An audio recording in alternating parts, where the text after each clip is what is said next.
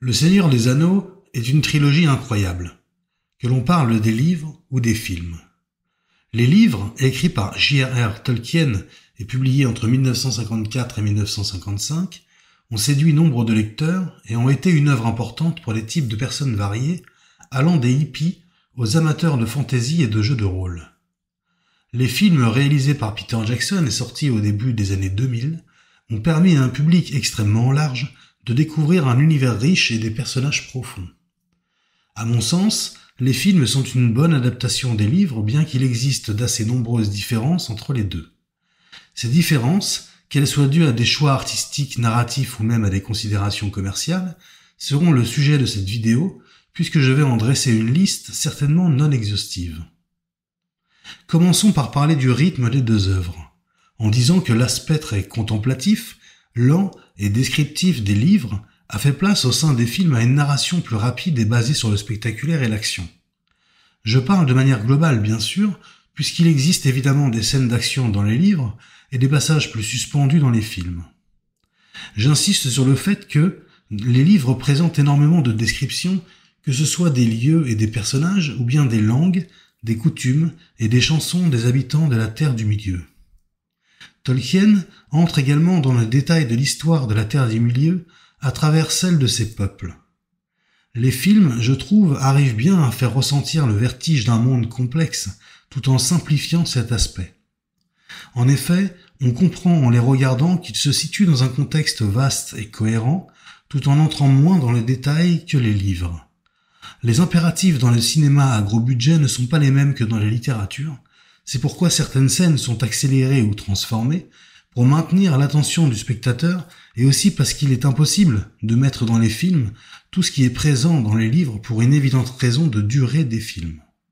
Quand on parle des différences entre les livres et les films, on peut aussi aborder la manière dont certains personnages sont présentés et souligner les choix que les scénaristes des films ont fait les concernant. Saruman et Grima, par exemple, meurent dans les livres à la fin de l'histoire à la comté.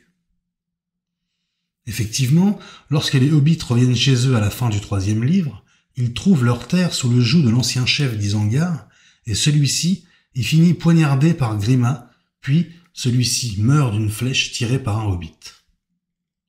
Différence notable puisque dans les films, ces deux personnages meurent bien plus tôt dans l'histoire au sommet de la tour d'Orthanc. Il y a aussi un personnage assez important dans le premier livre qui n'est tout simplement pas présent dans l'adaptation cinématographique. Il s'agit de Tom Bombadil.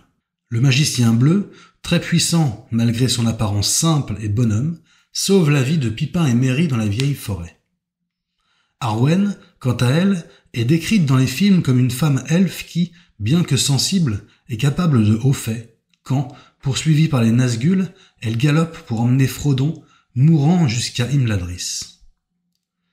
Elle se débarrasse même des cavaliers noirs en changeant la rivière en chevaux d'eau, se ruant sur ses poursuivants. Je dirais simplement qu'elle est plus en retrait dans les livres, et surtout qu'elle n'y sauve pas Frodon. Il y a aussi Faramir, qui résiste immédiatement à l'anneau porté par Frodon dans le roman, alors qu'il semble beaucoup moins sage dans le film, puisqu'il prend la décision, avant bien sûr de changer d'avis, d'amener l'anneau à son père Denethor à Minas Tirith. À ce propos, Faramir dit dans le roman « Je n'attraperai pas cet anneau avec la main, même si je le trouvais au bord de la route. » Et dans le film, il prononce cette phrase « L'anneau ira à Minas Tirith. » Je pourrais aussi parler du traitement de la comté, qui reste intacte et préservée de la guerre dans les films, alors que, comme je l'ai dit plus tôt, elle est à la fin de l'histoire meurtrie par l'influence néfaste de Saruman dans le 3e livre. 3e livre dans lequel on peut lire à ce sujet « La comté n'était plus qu'une terre souillée, où le mal avait laissé sa trace. » Comme je l'ai dit, je considère les films comme une excellente adaptation des livres. L'entreprise n'était pas évidente. Résumer plus de 1300 pages d'un récit aussi vaste, complexe et dense en 3 films, certes très longs, était, il me semble, particulièrement ambitieux, et à mon sens, Peter Jackson et ses scénaristes ont réussi à merveille. Cela étant dit, il y a un point, un seul, sur lequel je pense qu'ils ont fait une grosse erreur. En effet, dans les films, et contrairement à ce qui est dit dans les livres, lorsque Frodon met l'anneau unique à son doigt, Sauron le voit. à travers l'espace, il le voit faire, et donc, ici se pose la question suivante. Pourquoi Sauron n'a-t-il pas tout mis en œuvre pour mettre la main sur Frodon et récupérer l'anneau? Encore aujourd'hui, je me pose la question du pourquoi. Pourquoi les films ont-ils ajouté ce détail? Aucune idée, mais je trouve ça dommage car ça pose un problème de cohérence.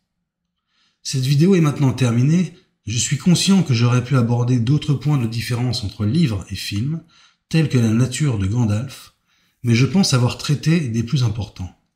Si ça t'a plu, ou mieux, si tu as appris quelque chose, libre à toi de t'abonner, liker, partager, commenter. Il ne me reste plus qu'à te dire merci, et à la prochaine, sur la chaîne.